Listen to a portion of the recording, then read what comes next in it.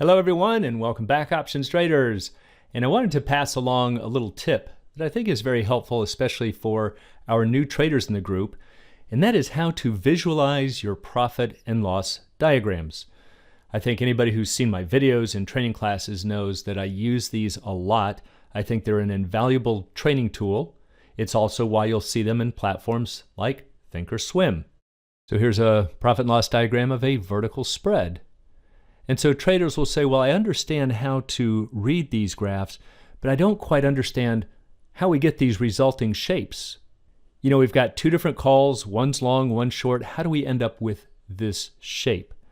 And it can be a little confusing to understand how we get to these final profit and loss diagrams.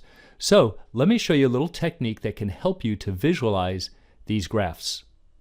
So for a little refresher, and if you want details, there is another video in this forum called Profit and Loss Diagrams. But remember what they do. Their ultimate goal is that it shows your profits or losses across various stock prices. We're just trying to see how the position will behave at different stock prices.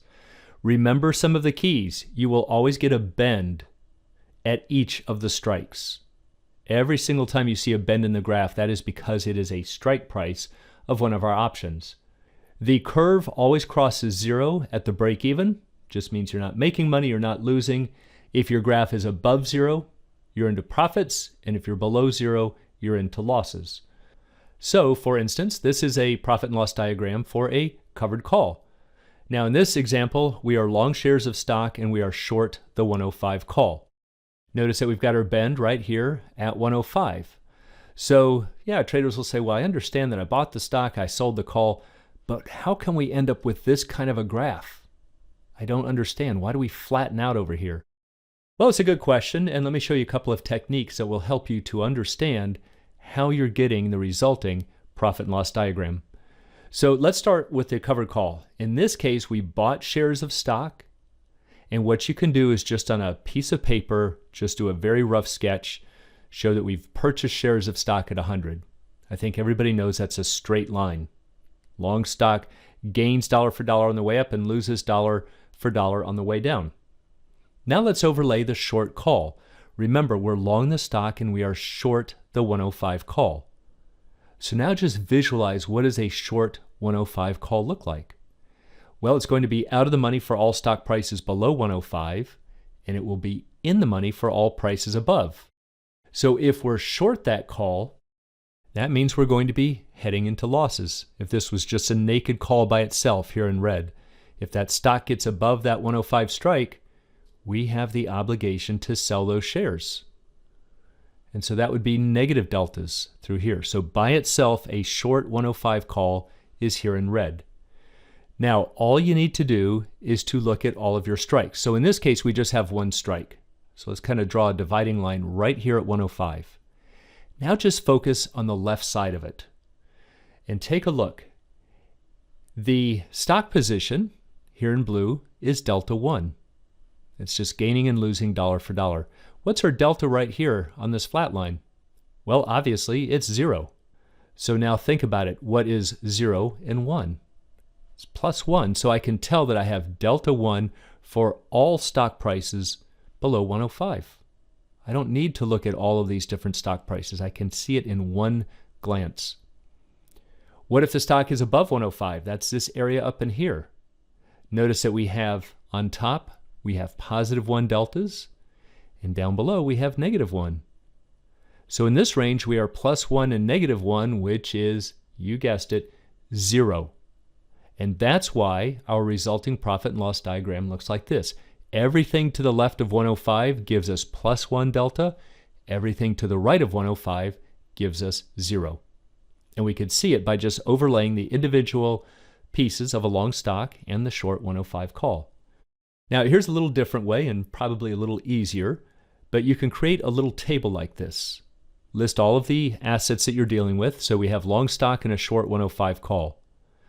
On the top, on one of these straight lines right here, you will list your strikes. So again, in this case, we just have the 105 strike. Now ask yourself, what is the delta of the stock if it's below 105? Well, it's plus 1. What if the stock is above 105? It's plus 1. Long stock is always delta 1. What about our short 105 call? If the stock is below 105, to the left here on our graph, it's worthless. It's out of the money. It's 0 deltas. If it's to the right, it's negative 1. Now just sum them up vertically. So we've got plus 1 and 0. That tells me I've got plus 1 for all stock prices below 105. What about to the right? Plus 1 minus 1 is 0. So again, it's a little different way of visualizing that we're going to be delta 1 for all stock prices below 105, and will be delta 0 for all stock prices above. So again, come back to our graph. Everything to the left is delta 1. Everything to the right is delta 0. So if you're new to it, I know it can be a little confusing, like most things if you're brand new to it, but continue to work with it. Even if you just work this exact problem dozens and dozens of times until you understand the steps. So let's just do one more for a quick reference, and then it's something you should continue to work with until you can eventually do these in your head. So let's take a look at a vertical spread. Let's say that you buy the $100 call and you sell the 105 call. Question is, what is the shape of the profit and loss diagram? Well, let's do the faster version with our table. I'm going to list all of the pieces that we have. We're long the 100 call, we're short the 105. So let's list them up top. Here's our 100 strike, here's the 105 strike. Now just fill in the blanks. If the stock is below 100, what are the deltas of the 100 call? Well, it's out of the money. It's 0 deltas at expiration. What if the stock is above 100? Well, the long call is delta 1, right? It's an in the money option. What if the stock gets above 105 and we've got the 100 call? Delta 1. It's going to be delta 1 for all stock prices above 100. Now let's take a look at the short 105 call. If the stock is below 100, it's out of the money. It's worthless. 0 deltas. If it's between 100 and 105, still haven't gotten to our strike yet, still has 0 deltas. And if it's above 105, now it's in the money. It's a delta 1 call, but remember, we're short this call. So for us, it's minus 1 deltas. Now just sum them up vertically. If the stock is below 100, I can see I've got 0 deltas. If it's between 100 and 105, I've got plus 1 and 0. I've got plus 1 deltas. And if it's above 105, I've got positive 1 and negative 1, which is 0. So my graph is going to be flat below 100. It's going to have plus 100 deltas between 100 and 105, and it will be flat above 105. 0, 1, 0. So take a look. There's our graph. There's our 100 strike. There's our 105. What did we figure out? 0, 1, 0. And there it is. So you can tell that this is the resulting profit and loss diagram for being long the 100 call and short the 105. So I hope this helps you to understand the various graphs that you might end up with for different strategies. And yes, most brokers' platforms will do them, but it doesn't really explain where the charts are coming from.